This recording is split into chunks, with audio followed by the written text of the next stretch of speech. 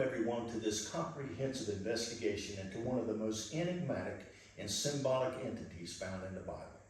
Mystery Babylon the Great is detailed in the book of Revelation, chapter 17 and 18.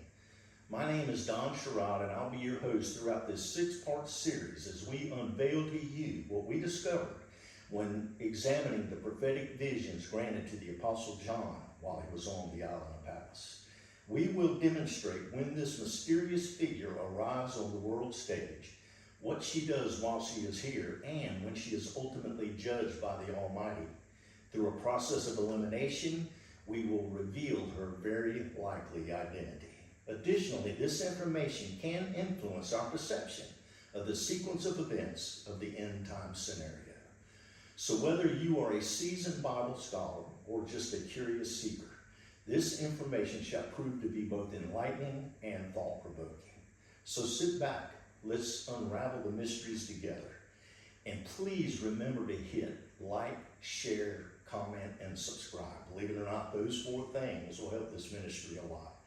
My name is Don Sherrod, and this report is from Sherrod Ministries. Thank you for watching. All right, everyone, let's go ahead and get into our study here about Mystery Babylon the Great. This is part one. And what we're going to do is we're just going to jump in and take a look at the entire chapter of Revelation 17. And then we'll go back and we'll begin to extract that information, and we'll see what we can find. All right, so Revelation chapter 17, starting at verse 1. And there came one of the seven angels, which had the seven vials, and talked with me, saying unto me, Come hither, I will show unto thee the judgment of the great whore, that sitteth upon many waters, with whom the kings of the earth have committed fornication, and the inhabitants of the earth have been made drunk with the wine of her fornication. So he carried me away in the spirit into the wilderness, and I saw a woman sit upon a scarlet-colored beast, full of names of blasphemy, having 7 heads and 10 horns. And the woman was arrayed in purple and scarlet color, and decked with gold and precious stones and pearls, having a golden cup in her hand, full of abominations and filthiness of her fornication. And upon her forehead was a name written, Mystery Babylon the Great, the mother of harlots and abominations of the earth. And I saw the woman drunken with the blood of the saints, and with the blood of the martyrs of Jesus. And when I saw her, I wondered with great admiration. And the angel said unto me, Wherefore didst thou marvel? I will tell thee the mystery of the woman, and of the beast that carrieth her, which hath the 7 heads and 10 horns. The beast that thou sawest was and is not, and shall ascend out of the bottomless pit, and go into perdition, and they that dwell on the earth shall wonder, whose names were not written in the book of life from the foundation of the world, when they behold the beast that was, and is not, and yet is. And here is the mind which hath wisdom. The 7 heads are 7 mountains on which the woman sitteth, and there are 7 kings. 5 are fallen, and 1 is, and the other is not yet come. And when he cometh, he must continue a short space. And the beast that was and is not, even he is the 8th, and is of the 7, and goeth into perdition. And the 10 horns which thou sawest are 10 kings, which have received no kingdom as yet, but receive power as kings 1 hour with the beast. These have one mind, and shall give their power and strength unto the beast. These shall make war with the Lamb, and the Lamb shall overcome them, for he is Lord of lords and King of kings, and they that are with him are called and chosen and faithful. And he saith unto me, The waters which thou sawest where the whore sitteth are peoples and multitudes and nations and tongues. And the 10 horns which thou sawest upon the beast, these shall hate the whore, and shall make her desolate and naked, and shall eat her flesh, and burn her with fire. For God hath put it in their hearts to fulfill his will, and to agree and give their kingdom unto the beast, until the words of God shall be fulfilled. And the woman which thou sawest is that great city which reigneth over the kings of the earth. All right, so when you read this chapter, there are 2 main entities mentioned. We know, the angel's there and John is there, But as the angel is detailing information to John, we find there are two main entities, and one is Mystery Babylon the Great, also known as the Great Whore, and the other is the beast with the 7 heads and the 10 horns. So this circle right here represents Mystery Babylon the Great, and it is going to show up, throughout this presentation. And then these 7 circles represent the 7 heads and the 10 horns that are mentioned, and they are on, by the way, as you go through this text and find that all 10 of those are on that last head. All right. So the angel says that he will tell John the mystery of the woman and of the beast with the 7 heads and the 10 horns. Now, what that means is saying that he is going to speak forth and present information. And it's going to be a lot of information. All right, and then another thing to think about is there's 2 whole chapters devoted to these 2 entities in the book of Revelation. And when you consider that, there's not really any other single subject in the book of Revelation that's given quite that much attention. So why would God devote this much attention to it? Well, it's because it must be important. And plus, it's the belief of this ministry anyway that we should be able to form some kind of reasonable conclusion as to who and what this is talking about. All right, so let's take a look at this. We're going to start today, the 2 entities anyway, we're going to start today with Mystery Babylon the Great, and we'll talk more about the beast with the 7 heads and the 10 horns in part 2 and actually part 3. All right, so what I want you to take note of is this highlighted text. And we're taking this, this is out of verse 1. I will show unto thee the judgment of the great whore. So this is about the judgment of Mystery Babylon the Great. And so here is this angel in heaven telling John that there is going to be a judgment upon this Mystery Babylon the Great. So obviously, Mystery Babylon the Great has done something or a number of things that God is not happy with, and he's decided that she deserves to be judged. So this is about the judgment of Mystery Babylon the Great, also known as the Great Whore. All right, check this out. And the woman was arrayed in purple and scarlet color, and decked with gold and precious stones and pearls, having a golden cup in her hand. All right, so the thing is, she is very wealthy. Gold, precious stones, pearls, golden cup. And we'll see more about this wealth a little bit later on as we continue throughout this study. All right, let's check this out. With whom the kings of the earth have committed fornication. So she mingles, apparently, with the kings of the earth. And this mingling, God compares it to the way that a prostitute and her customer carry out business. And so the fact of the matter is that comparison means that God does not approve of what a prostitute and her customer are doing, and he doesn't approve of whatever it is Mystery Babylon the Great and the kings of the earth are doing. All right, and so the other thing is, when you read this, is that this mingling between the kings of the earth, it produces a wine that makes its way down to the inhabitants of the earth. And this wine, they are literally drunk with this wine. So the inhabitants of the earth are drunk with this wine that's produced by this mingling between the kings of the earth and Mystery Babylon the Great. So I think that the word drunkenness is used intentionally here. And when you look at, the typical situation of a party where alcohol and stuff is involved, you have, most people are pretty, what you would call happy drunks, glad to see everything's great, life is good and all that. But there are those that, at least one or some that are in a group like that, there's going to be angry, and they're ready to fight and argue and complain. And so I think that the word drunkenness was used on purpose here, because this wine that's being produced with the that's produced with this relationship between the kings of the earth and Mystery Babylon the Great, and it's making its way down to the inhabitants of the earth. I think for the most part, the inhabitants of the earth are happy with this wine, but there are a few that probably aren't happy with it. And the thing about that is whether you're happy with it or not, it is the way it is. That's what the text seems to be saying here. So, all right. Now, notice this, it says kings of the earth and inhabitants of the earth. It appears she has some kind of worldwide connection, this Mystery of Babylon the Great. And because it's talking about the kings of the earth and inhabitants of the earth. So, you know, that's a pretty big span of, or could be a pretty big span of people, but when you consider this as well, the great horde that sitteth upon many waters, and check out what this is, the waters which thou sawest, where the whore sitteth, are peoples, multitudes, nations, and tongues.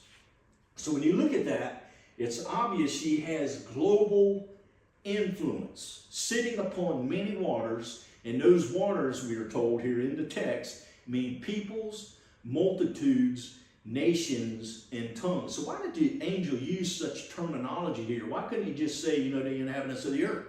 Well, in this case here, he chooses this terminology, peoples, multitudes, nations, and tongues. I believe throughout looking at this and everything that she has a global influence, and this influence probably affects things worldwide in a cultural sense. Perhaps, you know, the entertainment industry, business industry, communication, education, who knows. But at this point anyway, we'll see as we go along. But she has some kind of worldwide, global influence, this Mystery Babylon the Great. All right. Let's take a look at this. Which reigneth over the kings of the earth. Now, that's an interesting statement. She reigns over the kings of the earth.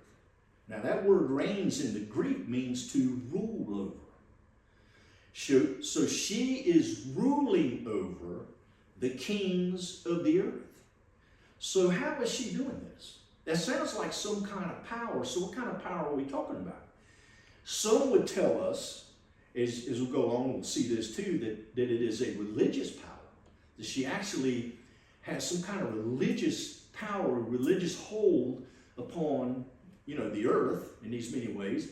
But then there are those that say, no, maybe this is a military power. Maybe she has some kind of military power and is able to exert rule and reign, or being able to rule over the kings of the earth because she has military power. As we go along, we will see exactly what that's talking about.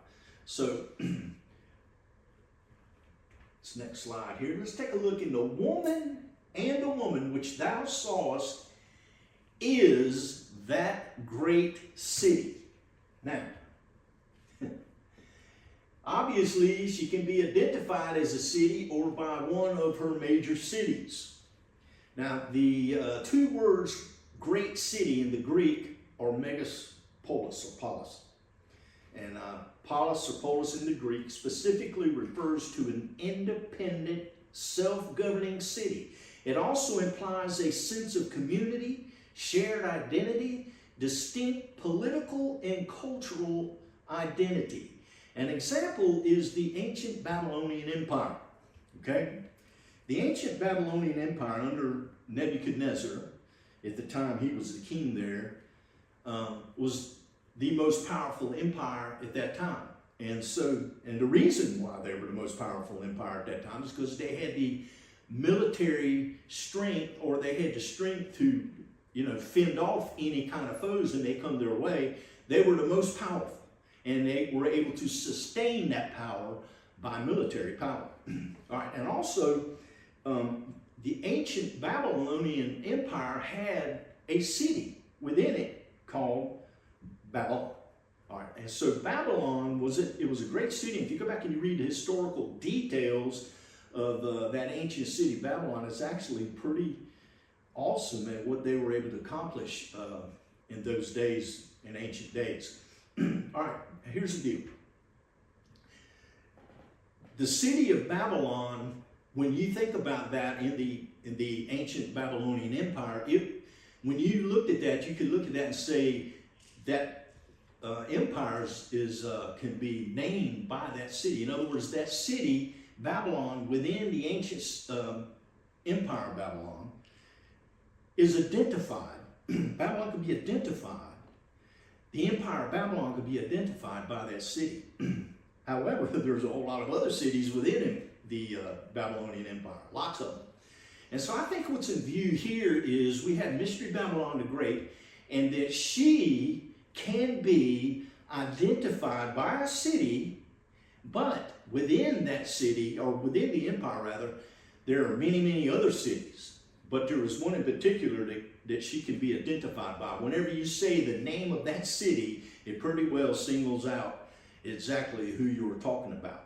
Now, it should be obvious at this point that what we're talking about here is this Mystery Babylon the Great, aka the Great Whore, is not a person. It is obviously a place. More specifically, some kind of nation or some kind of very powerful entity that would be considered some kind of nation that has cities and all that kind of stuff. So we're talking about an empire here of some kind. All right, so let's take a look at this. Now, and I saw the woman drunken with the blood of the saints and with the blood of the martyrs of Jesus. So, she is drunk with the blood of the martyrs of Jesus.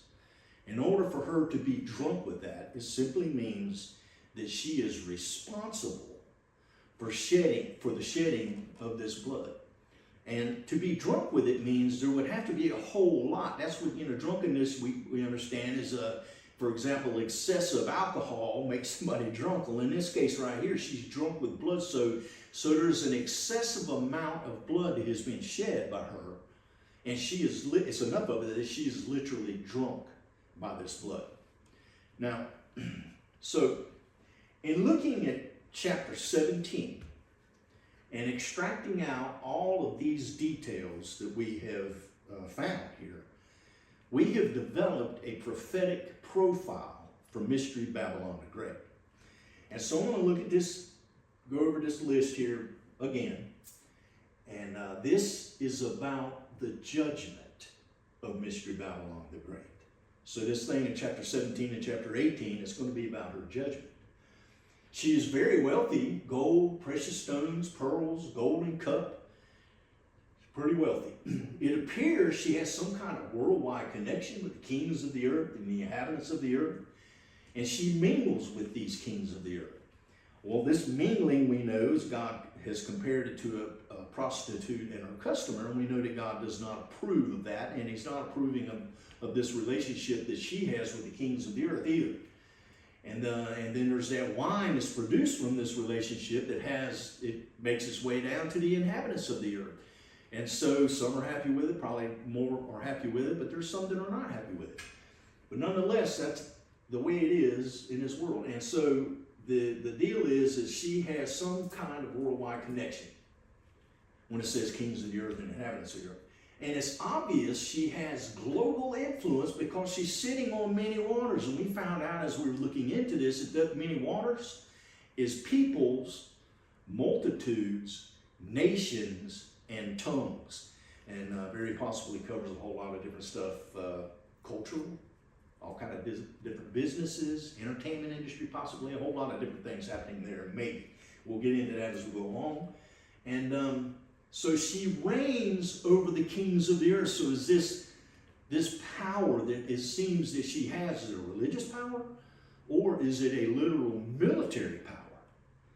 We will see this too as we go along, and we'll look at what is the different views on this have to say about it. So then, she's identified, as we were saying, as a city or by one of her cities. So if she's identified by one of them, then there's a city within her that's obviously pretty important, pretty big, has a lot of effect and power within her. But yet I think that there are many other cities But when you say the name of this city, it pretty well spells out exactly who Mystery Babylon the Great is. All right. And so then also we saw where she drunk with the blood of the martyrs of Jesus, and has to be a lot of blood. She's responsible for shedding this blood, and plus it has to be a lot of it in order for her to be drunk with that blood. All right. So before we close, I want to point out one other thing. The angels open with the statement that this is the judgment of the great whore. So I want you to check out this verse. And the 10 horns, you remember the 10 horns were on that last head, the seventh head. The 10 horns which thou sawest are 10 kings, which have received no kingdom as yet, but receive power as kings 1 hour with the beast. It's interesting. And so there's these kings, they're actually not kings yet, but they have some kind of interaction at some point with the beast, this seventh head, and when they have this interaction, they are given authority and power as kings in just 1 hour. And that's interesting. So in other words, it's not like they're already rulers over different nations or regions or something like that. It means that they didn't have any kind of kingdom like that. They were not kings and leaders over any kind of stuff like that, but they are given authority as kings at some point when they interact with this beast here. All right, so let's look at this next verse. And the 10 horns which thou sawest upon the beast, these shall hate the whore, and shall make her desolate and naked, and shall eat her flesh, and burn her with fire. This is the judgment that this is talking about. And it will be catastrophic. This judgment, it looks as though, is going to come at the hands of this beast and the 10 kings. We're going to, a little bit later on, we're going to get into the mechanics of that and see how it all works out. But anyhow, so as we close today, this is part 1 of a 6-part series. And let me humbly say that you do not want to miss any parts of this series. And I humbly say that, but I think that you'll find some things very interesting that we have to say. But please remember to hit like, share, comment, and subscribe. Those kind of things. It's unbelievable how much it would help this ministry if you would do just that. My name is Don Sherrod, and this report is from Sherrod Ministries. Thanks for watching.